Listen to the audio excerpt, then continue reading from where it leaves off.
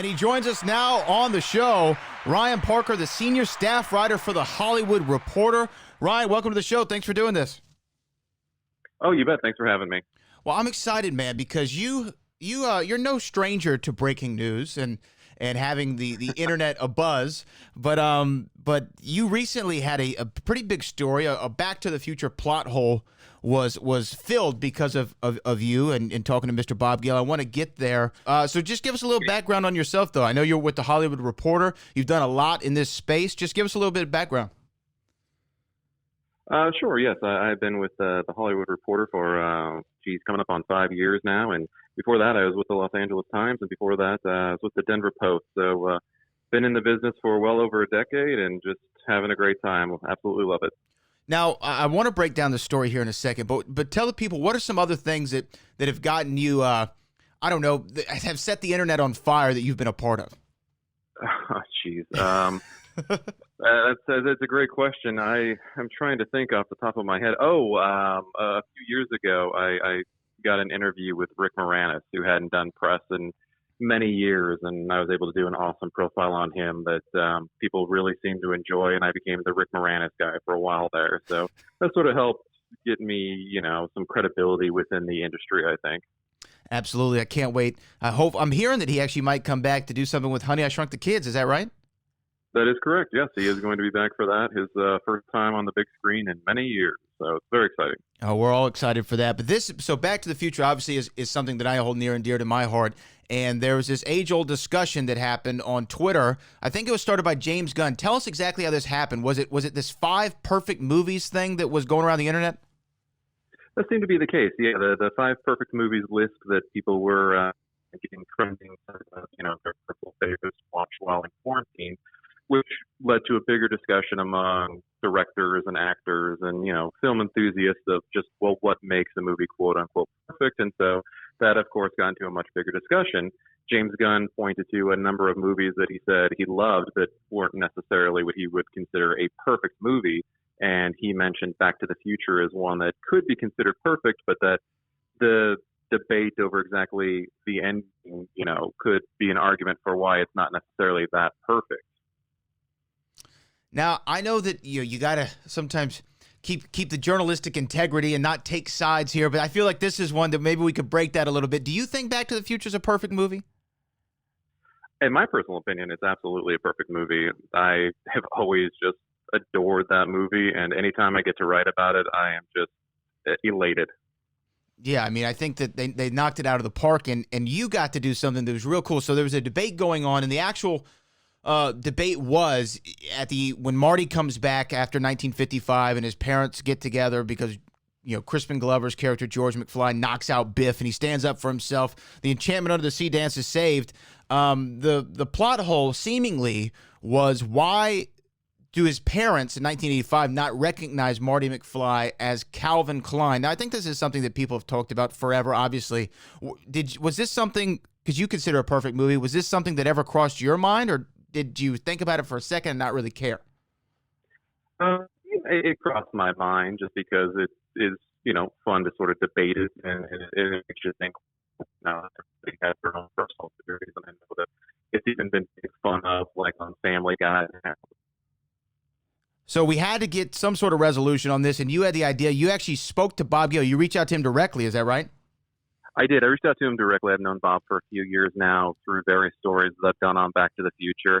And I just figured that he'd want to weigh in. One, I knew he'd get a kick out of it because he just loves when people have a good time with his films.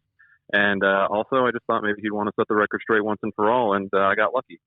I mean, did you think that, because here's the thing, he's had to have heard this a million times, right? He's had to have heard this forever. Just as long as he's heard, how are Marty and Doc friends? I'm sure he's gotten, how did George and Lorraine not recognize Calvin? Did you think that he would be as, forthcoming as he was to finally end this debate? I had a pretty good feeling about it. He and I have a pretty friendly relationship. I guess you could say we're pen pals, so to speak, and check in every once in a while. I always wish him a happy birthday, and I've spoken to him for other stories. So I thought I had a pretty decent chance of finally getting this answer out of him. So you reach out to him, and he says something that it was actually something that was crazy, Ryan. I was on a show last week, and somebody asked me this question while I've been talking about my book, and I said something very similar to what Bob Gale said, but he essentially said, hey, Marty was around for 6 days in high school, and how many people do you remember? Is that essentially what it broke down to? Basically, that's right. He said 6 days, but then he asked me to make it 8 just because he wanted it Saturday to Saturday because he thought that somebody might catch that. So I had to update my story with him noting that. But anyway, that's essentially what he was saying is that, think back to you being in high school, 16, 18, 20 years ago. You only met this person, this kid, for a week. That, how much would you really remember? Just little tiny things, but not enough to think that, oh my gosh, this is a time traveler and this is the same person. And I think that that's kind of logical because I don't know about you, but when I think back to my high school class, I remember like 6 people out of 900. I barely remember anybody. Sure. Well, and he made it a point to note that, we're talking about no social media, no nothing like that. It's just strictly your memory. So it made total sense to me. And when you published the story, I'm sure you had some sort of idea that this actually might blow up. Did you think that it'd blow up to the extent that it did? Because any YouTube channel that you turn on that talks about movies, any website from Nerdist to on down that covers films and in this genre, they've all ran the story. It's been a topic of conversation. Did you think that it would get this much attention? I had a pretty good feeling about it. I knew that I had gold because I know that everybody just loves that movie, or that maybe not loves it, but everybody has heard of the movie. Almost everybody has seen the movie, and fans of it just cannot get enough of it. And I knew that this was a huge question that was out there, and the fact that there was finally an answer, I assumed it would go over fairly well. And after the story broke and kind of went everywhere, did you talk to Bob again? Did he reach out and say, "Wow, I mean, I didn't expect this," or did y'all have any conversations afterward? He reached out to me and he said that he enjoyed the story, and he asked me just to note that to make it 8 days instead of 6, just because he knew that there was going to be some fans who say, wait, doesn't he know him from Saturday to Saturday? But that was it. I'm sure he had an idea that this was going to be a thing. He's well aware of how much people just love those movies and how they just love talking about them, and how we're talking about it right now. I mean, yeah, it's coming on the 35th anniversary of Back to the Future 1, the very first film. Why do you think, though, out of all your experience in Hollywood and being around these movies, and you see a lot of movies come and go, and they seem like a big deal for a minute, and then they kind of fizzle out.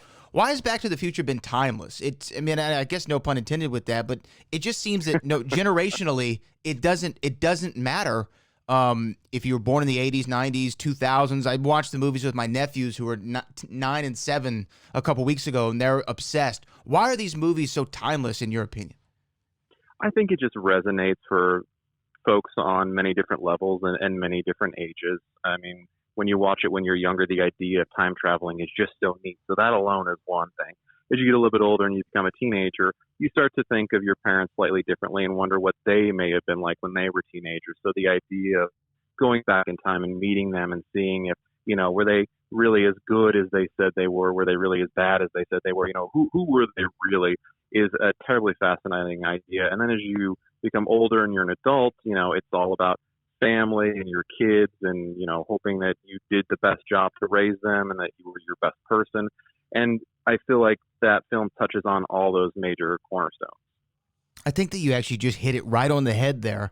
And it's something when you're a kid that time travel just fascinates you. Do you remember, did you see the movies in theaters? Did you stumble upon them, on cable somewhere? When did you first see Back to the Future?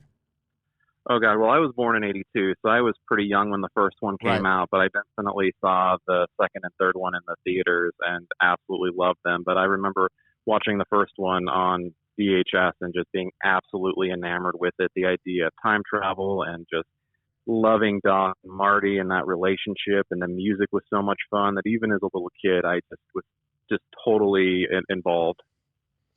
Okay, I got a couple more questions for you here, Ryan, then we'll let you go. I really appreciate you taking the time to talk to us today about Back to the Future. Ryan, again, he broke the story. He filled the plot hole of why did George and Lorraine not recognize Calvin Klein / Marty when he came back to 1985. We have Ryan Parker on the phone. You can follow him on Twitter at @TheRyanParker. But if you had the time machine, if you got the DeLorean, if it pulled up to your driveway right there, right now in Los Angeles, California, you got to go in it and go anywhere. You're going forward, you're going back. Where are you going? Back.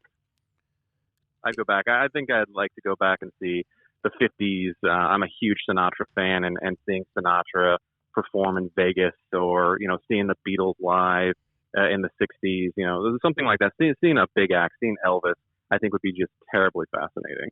Man, I'm right there with you. There's this show, I think it was in St. Louis, Missouri, with the Rat Pack and Johnny Carson. And there was a live album of it. And I've always wanted to go back and see that show in person, because they were just, it seemed like they were having the biggest fun time in the world. And then the movies. You said you didn't see the first one in theaters. You saw it later on VHS. 2 and 3 you saw in the theaters. For you, how do you rank these movies? Because for me, as a huge Back to the Future fan, obviously you got to put one on the pedestal, but my list changes constantly. Sometimes I like 3 the most, sometimes I like 2. It changes constantly. For you, do you have a defined list of how you would rank these films if someone asked you to, like I am right now? It's funny because I have to agree with what you're saying. When I was a little kid, I think I liked 2 the most because I was so infatuated with what the future could be, you know, flying cars and self-fitting clothes and, you know, just crazy hoverboards. You know, that just seemed so neat to me. But as I got older, I really appreciated the first one the most. I really enjoyed the messages, and I just remember being just so devastated when I thought Doc Brown was dead, and so relieved that he actually read Marty's note. And that still to this day gets me a little teary-eyed at that part. So that's definitely got to be my favorite. It's got to be, man. That first one is just, they hit it out of the ballpark. It was a grand slam right out of the gate. And the second 2, I mean, are phenomenal as well. I love all 3 of these movies, obviously. Now, we talked about Rick Moranis coming back to do Honey, I Shrunk the Kids. He's going to be in the new one.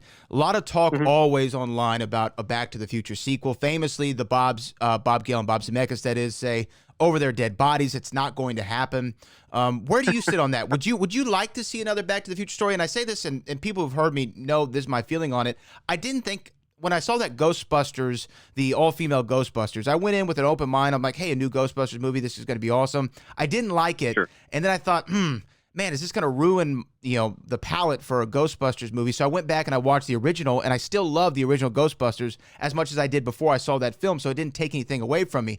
In my opinion, the worst thing that could happen is if there's a new Back to the Future movie and it's great, we have more Back to the Future. If it's awful, I never have to watch it again. You know, for me, I really don't think that there will be another one, and I really don't want there to be. It's not that I don't think that the actors couldn't play the characters and they wouldn't be as amazing as they were. I totally believe that. They're all phenomenal, and I think that they could absolutely do it if the opportunity presented itself, but I don't really want it. I think that those movies are classic and they're timeless as is, and, you know, if it ain't broke, don't fix it. And they've all made it pretty clear that they're of the same mind, and I totally support that. Yeah. No, I mean, the thing is, I'm not rooting for one, but I'm not rooting against it either. If it were to happen, I'm going to go into it with an open mind, right? But again, sure. You finally answered the question that all of us around the world have wondered forever. You got the answer. The Ryan Parker on Twitter. Anything else? Anything that you'd like to promote or plug while you're on here with us?